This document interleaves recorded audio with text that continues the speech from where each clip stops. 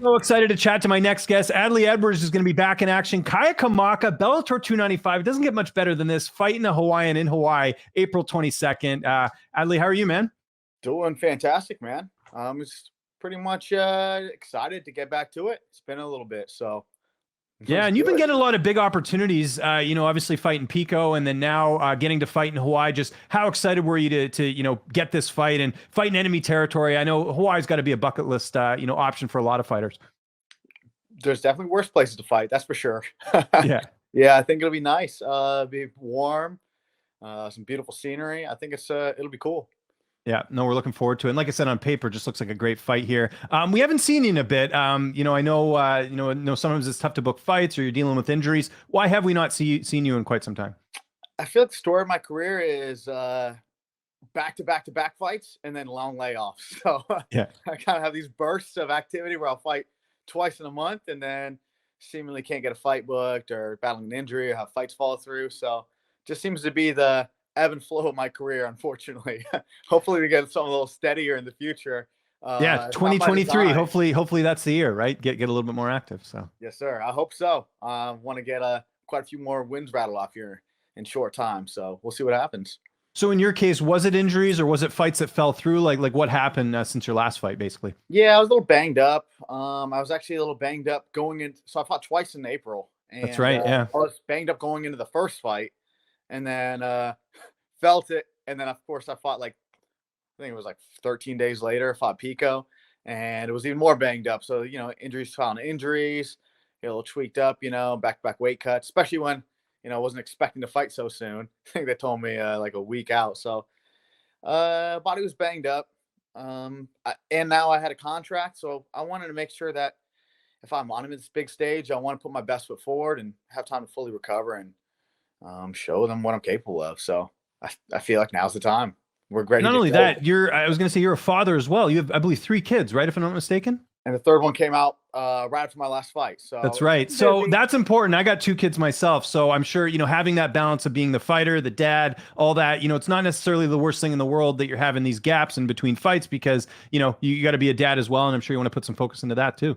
No, you're 100% right. I think, especially before I got this Bellator fight, regional scene was getting a little grindy, it's a little tough. I mean, you got mouths to feed, you got bills to pay, I got to work, and it was hard to balance training schedule with being a father, with providing for my family. So I think we were in a tough spot, and I finally got this opportunity. But that being said, I kind of was sacrificing a lot on the tail end of my family, and my wife was taking a lot of the load, and just leaning on my support system. So I really wanted to show my family I appreciated them, and even though I was still training and getting better, not competing gave me the time I needed to sit down there. And I gotta say, 1 to 2 was hard. 2 to 3 is chaos. You used to be like I have right, 2. I don't know how you do 3, honestly. Like 2 was a game changer for my wife and I. It's tough. So yeah, it went from you trade off on the kid to each one of you's got a kid to somebody's unattended. Who knows what's yeah, exactly. Pretty much. Yeah, exactly. Yeah. Yeah. No, I can imagine that. That's great, man. Good for you. Kai Kamaka, I mentioned there, 16 fight vet.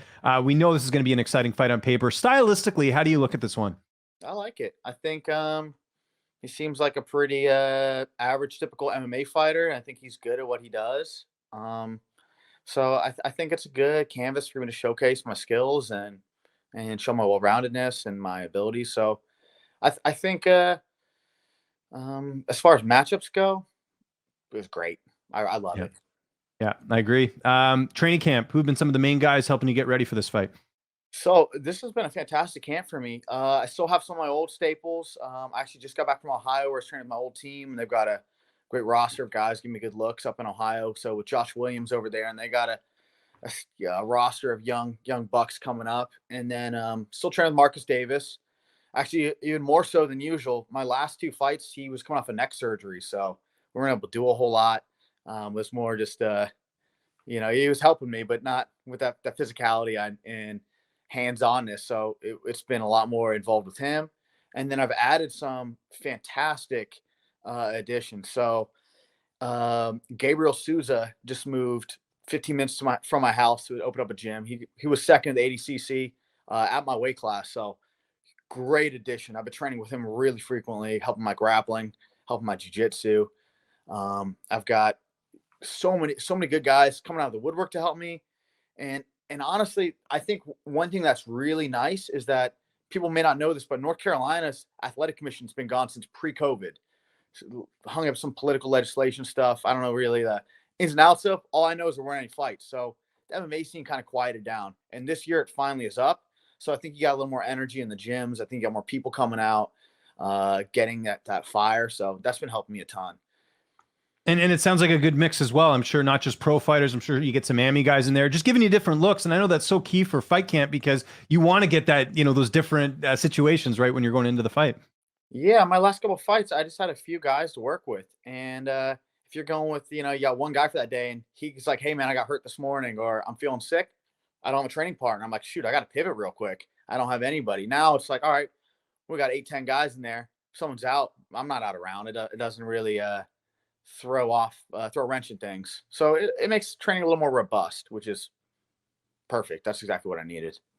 Now, is the weight cut, is that like a process for you? Like when would you start that? We got lots of time, April 22nd, more than but it'll be a month tomorrow at the time of recording this. So when does that process start for you? I'm good. I stay dialed in all the time. I don't eat sugar.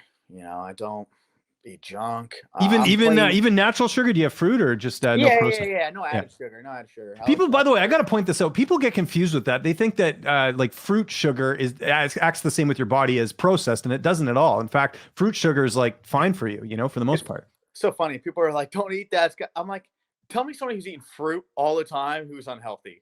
Yeah, or gained a lot of weight. That's another like myth out there. Oh, you eat too much fruit, you're going to gain weight. No, you're going to gain weight when you have like stuff like you get a million chemicals and like a bag of chips or something. You know what I mean? So yeah, I eat a lot, but I think I'm just blessed with a good metabolism. There you go. But, ride it while you can, man. It's good to have that for sure. Do you know who's going to be making the trip with you as far as this your corner? Who's going to be going down there with you? Yeah. I got Gabriel Souza and Marcus Davis coming down. So. Love it. What a corner. Yeah. I feel good about it. Feel really good about it. Kamaka's a tough guy to take out. We know. I think that's like part of the Hawaiian culture. You can't get knocked out. It's very, very difficult. But how do you see the fight playing out with that in mind, knowing that he's a pretty durable guy? Yeah, he's pretty durable. I've seen him get dropped quite a few fights, so I feel I feel like the fight can go a lot of ways. I feel on the feet, I feel like I got advantages. On the mat, I have advantages, and wrestling I have advantages. So I think we're just gonna play the fight, and I think it could end in a lot of different good ways for me. Yeah. Well, either way, this has got fight of the night. Really one thing we know, it's going to be fight of the night for sure, I think, or at least right up there, right? I mean, this is a really, really entertaining fight. So, yeah, I think, like I said, I'm not really married to any outcome. I think it's going to be fun. I just want to showcase. And we talked about the fact, Kai's a UFC vet. He's, got a lot of experience. A win here, that's got that looks great on the resume. But what are the implications of a win in your opinion? If you come out of there, especially if you get a finish. Yeah, I think it'd be nice. I think it validates me a little bit. I'm eager to prove myself. Like you said, he's got a lot of fights in these bigger promotions, so it'll be good to just kind of like, boom, we're here, baby. I don't know what that does for me in the Bellator ranking system. I don't know, maybe better than me when this new Grand Prix is coming about, but I'd love to get myself kind of slotted in there before it begins. So we're hearing some rumblings. We're hearing some rumblings. I think that would be interesting. Now, do you get any downtime at all with 3 kids? Do you get any like Netflix or video game time, or is it just strictly come home from training on dad duty? Like, do you get any time to yourself? I'll tell you what, my kids are pretty easy, thankfully, at this stage. So we kind of get in a routine. We're able to relax together a little bit. I think my kids are pretty busy as well. So they're doing jiu-jitsu, their own sport. So nice. Yeah, I got my son in jiu-jitsu as well. Yeah, that's great. It's like everybody, let's just relax. We'll lay down together. We'll chill out, play a board game or something. So it's not too terrible. And honestly, I got to say, I've been leaning a lot on my wife. She has been fantastic. She takes the baby at night. So lets me sleep. Perfect. So, I gotta say that's a big one because I am a baby without my sleep. So I'm the same way. 8 hours, got to get the quality sleep. I am the exact same. How old are your kids, by the way? I know you mentioned the newborn, but what about the other 2?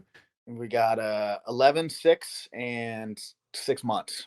So oh wow, okay, so nice gap. Yeah, my oldest is going to be 6 this year. My youngest is going to be 2. So That's we're at the I don't know if it's terrible fives or whatever, but my son's a little bit getting, it's a little difficult, but they go in like little waves, right? As you know. So Yeah, there's ebbs and flows. They take turns being the hard kid. yeah, I will say though, jujitsu has really helped my son, like in every area. Like I think even with school, like he's in kindergarten, just because of the discipline factor, and it gives him goals. You get the stripes every month if you continue to progress. Have you noticed that as well, doing jujitsu? I gotta say, the biggest thing for me is just getting that energy out because these That kids too, are yeah. whirlwind. So I need to Nothing get worse them, than a kid who's get them wired and is trying to exhausted. go to bed, right? So Yeah, they want to wrestle me. They want to. I'm eating lunch and they're trying to hop on a choke on me. I'm trying to chew. So getting double legged as I'm walking down the stairs. So it's nice when they're getting out of the kids first. it's great, man. It's Bellator 295. It's right around the corner, like I mentioned, April 22nd. If there's anyone you want to thank, man, any sponsors, any social media, I'll give you the last word. Yeah. I mean, I think first and foremost, I've got some OG guys that have been around me with me forever. Vo Stone, especially Graham Clements, uh, old friends, old great people who've been helping me. Graham Clements, especially just with recovery. He's awesome from North Carolina area.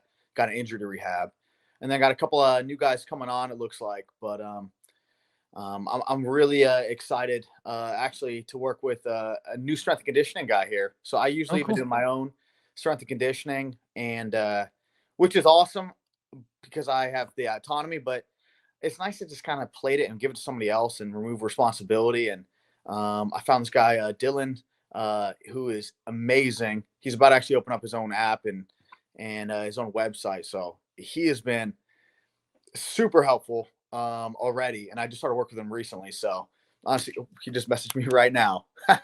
There you go. Yeah, There you my go. Good guy. timing. But yeah, it's crazy. You heard his ears must have been ringing.